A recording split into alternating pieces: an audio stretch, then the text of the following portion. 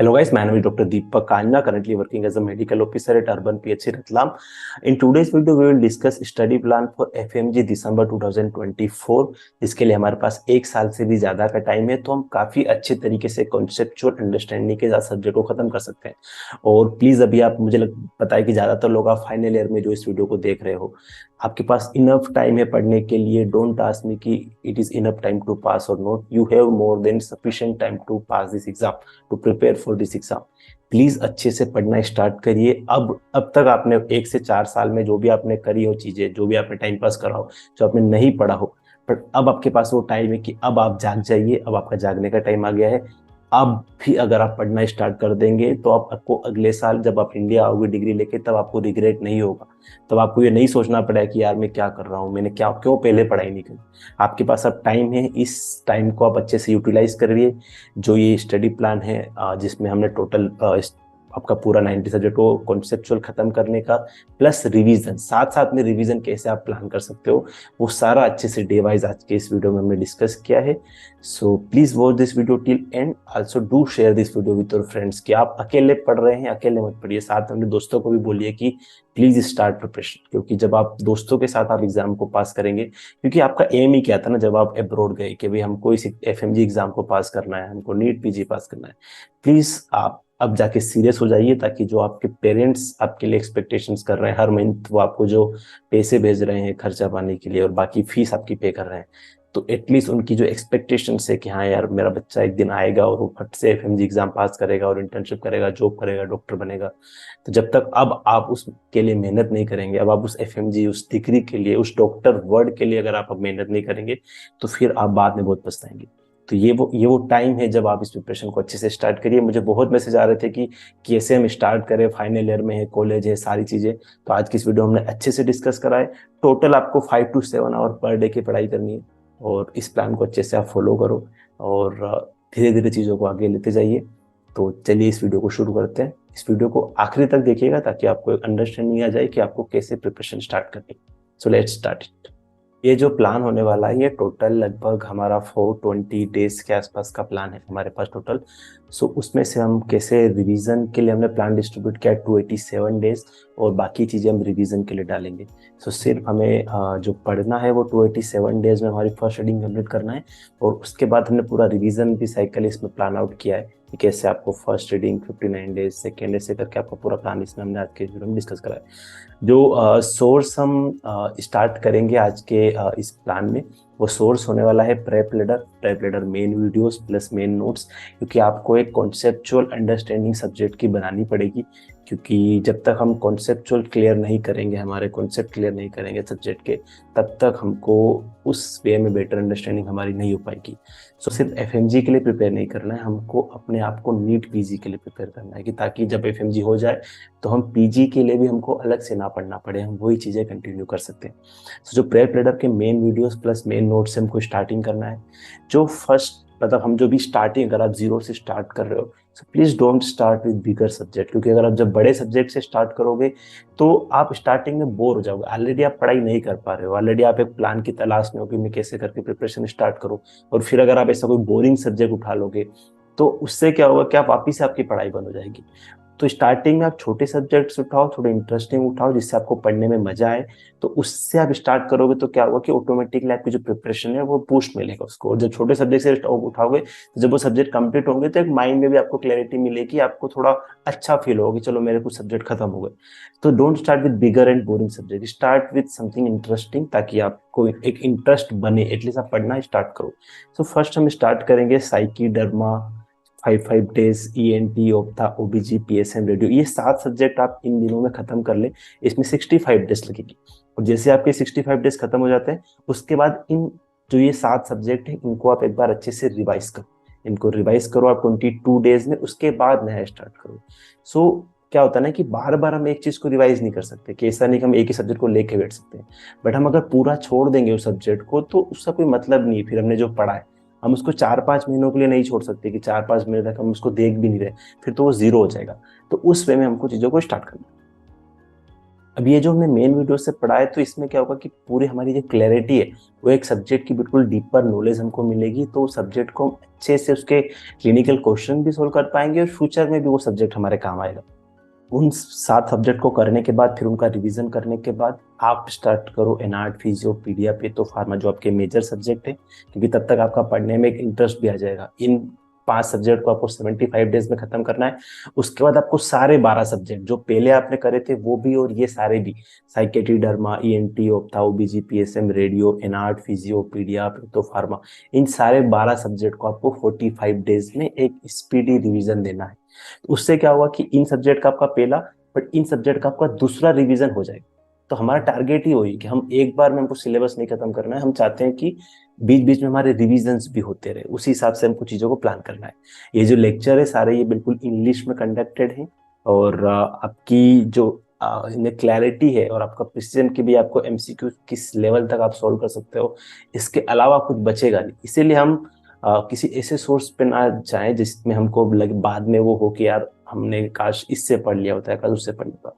सो अभी के हिसाब से प्रेप रीडर के जो मेन वीडियोस और मेन नोट्स है, आई थिंक वो बेस्ट है, तो आप उनको अच्छे से ट्रस्ट करके यूज कर सकते हो। उसके बाद जो आपके जो सब्जेक्ट मेन सब्जेक्ट बच रहे हैं, medicine, surgery, forensic, biochem, micro, anaesthesia, ortho. सो medicine surgery 20-20 days, forensic 10 days, biochem 10 days, micro 10 days, anaesthesia 5 days. तो लगभग 80 डेज में आपका ये खत्म हो जाएगा, तो तब तक हमारे ओवरऑल 19 सब्जेक्ट खत्म हो जाएंगे। उसके बाद हम सबका एक साथ रिवीजन स्टार्ट कर सकते हैं। बट जब तक आपके 19 सब्जेक्ट खत्म हुए, तब तक हमारे उन 12 सब्जेक्ट्स के 2 रिविजन ऑलरेडी हो रखे थे। तो जब आप फर्स्ट रीडिंग पढ़ रहे हो, जब आप फर्स्ट रीडिंग कर रहे हो, तब आप साथ साथ में PYQs plus clinical questions from prep reader Qbank 5.0, which is India's only clinical Qbank, आप इससे जो है वो क्यूबैंक अपने क्वेश्चन जो है वो सोल्व कर सकते हैं स्टार्टिंग से ही, ताकि आप जब जो चीजें पढ़ रहे हो, जो टॉपिक आप पढ़ रहे हो, उस टॉपिक के क्वेश्चंस, क्लिनिकल क्वेश्चन साथ साथ करते रहिए। क्योंकि आजकल क्वेश्चंस क्लिनिकल आ रहे हैं, और जब तक हम उसको सोल्व करने की प्रैक्टिस नहीं करेंगे, हमारी आदत नहीं बनेगी। तो आप अभी से ऐसा नहीं बोल रहा हूँ कि आप सारे ही सोल्व करो, क्योंकि उतना प्रैक्टिकली पॉसिबल नहीं कि कॉलेज की क्लासेस के साथ साथ आप सारे क्वेश्चन सोल्व कर लो, बट कोशिश करो कि एटलीस्ट 20-30 क्लिनिकल क्वेश्चन उस टॉपिक के साथ साथ आपके सोल्व होते जाए रोज के। साथ में पीवाईक्यूज जो प्रीवियस ईयर के एफएमजी, नीट पीजी और आईएनआईसीटी, इन तीनों एग्जाम के आप साथ में 20-20 पीवाईक्यू पर डे के हिसाब से भी अगर आप सोल्व करोगे, तो आप खुद सोचो कि 300 डेज में आपके कितने क्वेश्चन हो जाएंगे, 6000 के आसपास तो आपके पीवाईक्यू हो जाएंगे। और 30 क्वेश्चन भी आप क्लिनिकल क्वेश्चन करोगे, तो लगभग 7-8 हजार क्वेश्चन आपके क्लिनिकल क्वेश्चन हो जाएंगे। तो लॉन्ग टर्म में काफी बड़ा नंबर है। जब आप ये फर्स्ट रीडिंग जब करोगे ना सब्जेक्ट की, तो उसमें आप क्या करो कि आप ये जो डे वाइज जो मैंने आपको दिया है, तो आप अपने प्रेप रीडर ऐप में जाइए और वहां पे आप कैलकुलेट कर लीजिए कि सब पर सब्जेक्ट वाइज कितने घंटे के वीडियोस हैं, मेन वीडियोस, और उनको जो डे वाइज हमने डिस्कस करा है, उस डे वाइज से आप जो है उसको डिवाइड कर लो कि पर डे मुझे कितने घंटे की वीडियोस देखना पड़ेंगे। कुछ सब्जेक्ट्स के लिए आपको ज्यादा देखना पड़ेगा, कुछ सब्जेक्ट्स के लिए आपको कम देखना पड़ेगा। So accordingly you can plan कि भाई किस हिसाब से आपको चीजें प्लान करनी है। साथ में आपको टाइम निकालना पड़ेगा कि कॉलेज आपकी 4-5 घंटे कॉलेज की क्लासेस है, तो मॉर्निंग में आप 2-3 घंटे निकाल लो, इवनिंग में निकाल लो, रात में निकाल लो, ऐसे करके आपको 5 से 7 घंटे की पढ़ाई करनी पड़ेगी। और कोशिश ये करो कि आप उस 5 से 7 घंटे की पढ़ाई को जितना अच्छे से कर पाए, जितना फोकस वे में कर पाए, उस टाइम पे मोबाइल को अवॉइड करो, सोशल मीडिया को अवॉइड करो, ताकि आप उस टाइम को अच्छे से यूटिलाइज कर पाओ कि आपको कैसे उस टाइम को यूज करना है। आई नो बहुत बार ऐसा फेज आया कि पढ़ने का मन नहीं करता है, बट एक मिनिमम टाइमलाइन सेट कर लो कि यार मुझे 2 से 3 घंटे की पढ़ाई तो मिनिमम करना है, चाहे मैं कुछ करूँ या ना करूँ, 2 से 3 घंटे की तो मन मार के आपको करना ही है। तो जीरो पर एक मत आने दो, जीरो कभी मत हो जाने दो प्रिपरेशन को। उससे क्या होगा कि आज आपने 7 घंटे पढ़ाई करी, बट कल अगर आपका पढ़ने का मन नहीं करा, तो एटलीस्ट 2 घंटे तो मिनिमम मन मार के करो, ताकि परसों आपको स्टार्ट करने में वापस दिक्कत नहीं आए। अगर आपने जीरो पढ़ाई करी, तो परसों आपको फिर से स्टार्ट करने में बड़ी दिक्कत आएगी, क्योंकि सिटिंग बनाना बहुत मुश्किल काम है, कोई पढ़ाई करना इतना आसान काम है नहीं। बट एक बार आप थोड़ा फोकस्ड हो कि अगर एक बार भी आपने 2 आवर वाला जो चैलेंज एक्सेप्ट कर लिया कि हाँ मुझे कम से कम 2 घंटे तो करूंगा ही करूंगा, तो 1 से 1.5 महीने में आपको खुद एक डिफरेंस दिखेगा अंदर कि कैसे मुझे पढ़ना है, और एक कॉन्फिडेंस आएगा फिर कि हाँ यार नहीं मैं पढ़ सकता, क्योंकि आप कंटिन्यूसली अटैच रहोगे उस पढ़ाई से, कभी भी ब्रेक नहीं आएगा उस चीज को लेके। तो उसी वे में इस पढ़ाई को अच्छे से हमको स्टार्ट करना। क्यू बैंक करने का क्या फायदा मिलेगा ना, कि हमको एक एक्टिव गाइडेंस मिलेगी क्यू बैंक करने पे। उसके साथ साथ आपको जो रिलेवेंट टॉपिक्स हैं उसके, वो आपको टैग्ड वहीं पे मिल जाएंगे, ट्विजर्स आपको मिल जाएगा। साथ में जो है वो उसमें एक नया फीचर प्रेप की ओर से लॉन्च किया गया है, प्रेप वोकैब। उससे क्या होगा, वो एक एक डिक्शनरी, हमको क्या होता है ना, कोई टॉपिक हमने क्वेश्चंस करा सोल्व, उसमें कुछ नया वर्ड दिख गया तो हम उसका गूगल करते हैं, उस चक्कर में हमने फोन उठाया, फिर पूरा माहौल डिस्टर्ब हो जाता है।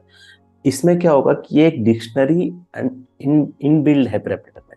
तो इससे क्या होगा, जो भी अंडरलाइन वर्ड है उस पर आप क्लिक करोगे तो उसको आपको मीनिंग वहीं पे मिल जाएगा, ताकि आप जो है डिस्ट्रैक्ट नहीं होगे, आपको कहीं और पे नहीं जाना पड़ेगा, गूगल के चक्कर में जाके आप फिर से आपकी पूरी पढ़ाई आपकी वेस्टेज नहीं होगी। तो ये चीज का फायदा उठा सकते हो। और जो एक्सप्लेनेशन है कि भाई जो क्वेश्चन गलत है तो गलत क्यों है, सही है तो सही क्यों है, वो एक्सप्लेनेशन आप अभी से पढ़ते हुए जाओ, साथ में उसका जो एक्टिव गाइडेंस वाला फीचर है उसको यूज करोगे तो आपको आइडिया लगेगा कि कैसे आपको क्लिनिकल क्वेश्चन सोल्व करना है, क्योंकि वही सबसे ज्यादा जरूरत है। तो प्रेपरेटर की जो क्यूबीएम 5.0 है उसको आप इसमें अच्छे से यूज कर सकते हो। प्लस आप जीटी अभी से एवरी मंथ, जब तक आपकी फर्स्ट रीडिंग खत्म होती है तब तक हर महीने एक एक जीटी देते जाइए, ताकि आपको एटलीस्ट आइडिया लगे कि जो आप कर रहे हो वो चीजें हो भी रही है नहीं हो रही है। उसके बाद जब रिवीजन प्लान हम करेंगे, सो फर्स्ट रिवीजन 59 डेज, उसके बाद में सेकेंड रिवीजन 39 डेज, और थर्ड रिवीजन आपका 23 डेज में हो जाएगा।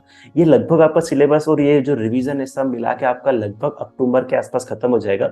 नवंबर और फिर दिसंबर एक्स्ट्रा रिवीजन के लिए आपको टाइम मिल जाएगा। सो उसी के अकॉर्डिंग स्टार्ट करो। जो फर्स्ट रिवीजन हम 59 डेज में दे रहे हैं उसमें एनआर्ट फिजियो पेथो फार्मा को 3 डेज, क्योंकि ऑलरेडी इनका आपका एक रिवीजन हो चुका है, ये सेकेंड रिवीजन है आपका। पीएसएम ओबीजी को 5 ईएनटी ऑप्था को 3 days, forensic 2 days, pedia 3 days, medicine 5, surgery 5। बड़े सब्जेक्ट को हम ज्यादा टाइम देंगे ताकि वो उसकी हम बेटर अंडरस्टैंडिंग कर पाए, तभी हम चीजों को क्लियर कर पाएंगे। तो इस हिसाब से हमको 59 डेज में फर्स्ट रिवीजन, और जब रिवीजन कर रहे हैं ना तब हमको थोड़ा क्वेश्चन के नंबर बढ़ाना है। फिर जो हम 30 पीवाईक्यूज हमने जो खत्म कर लिए थे पीवाईक्यूज, उसका हमको रिवीजन स्टार्ट करना है। तो एटलीस्ट 50 पीवाईक्यू पर डे के हिसाब से फिर उनको हम रिवीजन भी करें। और सिर्फ ऐसा नहीं कि जो सही हो रहे हैं या गलत हो रहे हैं तो गलत हो रहे का क्वेश्चन का ही रिव्यू कर रहे हैं, सारे सही गलत सभी क्वेश्चन का अपने को अच्छे से रिव्यू करना है। प्लस साथ में अपन 50 डेली क्लिनिकल क्वेश्चन, तो आपके लगभग 100 क्वेश्चन पर डे वहां से स्टार्ट होना चालू हो जाएंगे। तो जब आप रिवीजन करोगे तो आपके पास उसमें आपको फिर सारे मेन वीडियोस नहीं देखना है। जब आप रिवीजन कर रहे हो तब फिर आप रैपिड रिवीजन वीडियोस प्लस आपका मेन नोट्स। तो स्टार्टिंग में तो हमको रैपिड पे जाना ही नहीं है, स्टार्टिंग में हमको कॉन्सेप्ट बनाने हैं, पूरा मेन वीडियो से ही हमको स्टार्ट करना है। तो कॉन्सेप्चुअल अंडरस्टैंडिंग हमारी सब्जेक्ट पे होना जरूरी है। और जो प्रेपरेटर में जो टीचर्स हैं वो सारे इंडिया की टॉप फैकल्टीज हैं, ताकि आपके कॉन्सेप्ट्स और भी अच्छे तरीके से क्लियर हो। जो डाउट्स है, जो मेजर कॉम्प्लेक्स टॉपिक है, वो भी आपका एकदम इजी हो जाए। और जब आप ये रिवीजन स्टार्ट करोगे तब फिर हमको हर 10 दिन में एक जीटी देना है। उसके बाद जब सेकेंड रिवीजन होगा वो 39 डेज में, इस हिसाब से हमने थोड़े थोड़े डेज कम करेंगे उसमें। एनआर फिजियोपैथो फार्मा को 2 डेज, पीएसएम ओबीजी को 3 डेज, ईएनटी ऑप्था को 2 डेज, फोरेंसिक पीडिया को 2 days, medicine surgery 4, radio 1, biochem 2, micro 2, derma 1, anaesthesia 1, psychiatry 1, ortho 1 days. Third revision जो होगा वो 23 डेज में हम करेंगे। एनआर्ट फिजियो दोनों मिला के 3 डेज, पेथो फार्मा दोनों मिला के 3 days, PSM OBG 2 days, ENT ophtha forensic pedia 1, medicine surgery 2 days, radio 1, biochem 1, micro 1, derma, anaesthesia 1, psychiatry 1। इस हिसाब से हमको थर्ड रिवीजन चलना है। तो इसके हिसाब से हमको जो चीजें हैं वो अच्छे से प्लान करनी है। अभी जितना टाइम आपके पास बच रहा है, ये जो आपके पास अभी टाइम है आपकी ग्रेजुएशन तक का, प्लीज इसको काफी अच्छे से यूज करिए, सीरियस होकर स्टार्ट करिए प्रिपरेशन, क्योंकि इंडिया आने के बाद फिर टाइम बहुत कम बच जाता है और 3-4 मंथ पे प्रिपरेशन फिर कर पाना इतनी कॉन्सेप्चुअल लेवल पे बहुत ही ज्यादा टफ हो जाता है। उसी वजह से एफएमजी का पास परसेंटेज कम होता है। सो प्लीज इस टाइम को अच्छे से यूटिलाइज करिए अपने आप में। प्रेपरेटर के अगर आप प्लान परचेस करने की सोच रहे हैं so please use my code आई, और आप मुझे कैशबैक के लिए स्क्रीनशॉट भेज सकते हैं। So accordingly I will transfer you cashback. ये मेरे टेलीग्राम ग्रुप से स्टडी विद डॉक्टर दीपक, जहाँ पर अभी हम ऑनलाइन लाइब्रेरी कंडक्ट कर रहे हैं, जिसमें 75 डे स्टडी चैलेंज भी ऑलरेडी चल रहा है। So if you want to take participate in, go on. और इनकी आपको लिंक जो है वो आपको डिस्क्रिप्शन में मिल जाएगी इन दोनों ग्रुप्स की। साथ में अगर आप 1-to-1 जूम सेशन मेरे साथ बुक करना चाहते हैं, जहाँ आप अपनी प्लानिंग स्ट्रेटजी डिस्कस करना चाहते हैं, जहाँ आपने बहुत कोशिश करने के बाद भी आप प्लान नहीं बना पा रहे हैं, सो आप ये QR कोड स्कैन करिए या डिस्क्रिप्शन में लिंक पे जाके 1-to-1 मेरे साथ आप जूम सेशन बुक कर सकते हैं। तो मैं आपको एक परफेक्ट आपके अकॉर्डिंगली, अगर आपको पर्सनल स्टडी प्लान बनाना है तो वो उसको बनाने में मैं आपकी हेल्प कर सकता हूँ। Study hard, no matter if it seems impossible, no matter if it takes time, no matter if you have to up all night. Just remember that the feeling of success is the best thing in entire world. तो अभी exam में आपके time है, दिसंबर तक का time है, तो ये लंबा टाइम है, हम इतने टाइम तक मोटिवेटेड नहीं रह सकते। तो उसमें ऐसा होगा ना कि अप डाउन सारे फेज आएंगे जब आप कॉलेज के साथ साथ पढ़ाई कर रहे हो। इट्स नॉट इजी कि इतनी सारी पढ़ाई कॉलेज के साथ साथ करना। बट एक चीज का ध्यान रखो कि आप क्यों फॉरेन गए हो, आप क्यों अब्रॉड गए हो। आप इसी एग्जाम को पास करना है आपको, इंडिया, ये आपका मेन एम होना चाहिए। और होगा भी सही, पर उसको आप एग्जीक्यूट अगर नहीं करोगे, अगर आप उसके लिए मेहनत नहीं करोगे, सिर्फ दिमाग में उसको लेके बैठोगे हाँ मुझे एग्जाम पास करना है, तो बिना प्रिपरेशन के, बिना मेहनत के तो हम एग्जाम को पास नहीं कर सकते। प्लीज अच्छे से पढ़ाई चालू करिए, अच्छे से पढ़िए, अपना फोकस पीजी पे रखिए कि कैसे आपको पीजी फर्स्ट टर्म में निकालना है। All the best. इस वीडियो को अपने दोस्तों के साथ शेयर करिए, आप भी पढ़िए, और अपने दोस्तों को, अपने जूनियर्स को भी बोलिए कि please start study, please start preparing for FMG और NEET PG. Thank you so much.